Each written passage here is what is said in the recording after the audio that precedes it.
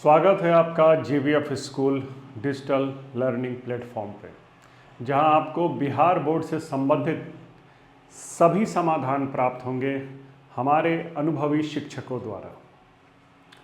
तो बच्चों, आज हम जानते हैं कि अक्टूबर क्रांति क्या है। मार्च क्रांति के बाद रूस में जार निकोलस द्वितीय अपनी गद्दी छोड़ दिए और उसके बाद अलेक्जेंडर केरेंस्की की सरकार आती है। ये सरकार आते ही कई अलोकप्रिय निर्णय लेती है, जैसे कि बोल्शेविकों के न्यूज़पेपर को बंद कर देना, युद्ध के प्रति व्यापक विद्रोह के बावजूद ये सरकार निर्णय लेती है कि प्रथम विश्व युद्ध में रूस की भागीदारी जारी रहेगी। इन अलोकप्रिय निर्णयों की वजह से बोल्शेविकों के मन में ये लगने लगा कि ये सरकार हमारे हितों के विरुद्ध है। फिर लेनिन ने यह निर्णय लिया कि केरेंस्की की सरकार को बल प्रयोग के द्वारा हटा देंगे। लेनिन के इस निर्णय में जनता और सेना दोनों ने भरपूर सहयोग दिया।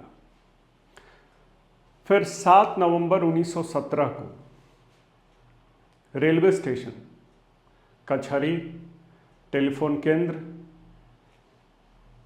अन्य कई सारे सरकारी भवनों पर बोल्शेविकों ने अपना अधिकार कर लिया।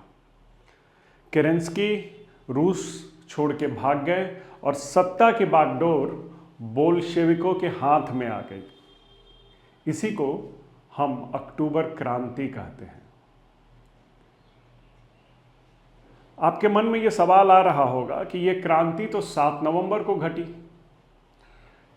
को हुई, फिर इसे अक्टूबर क्रांति क्यों कहते हैं?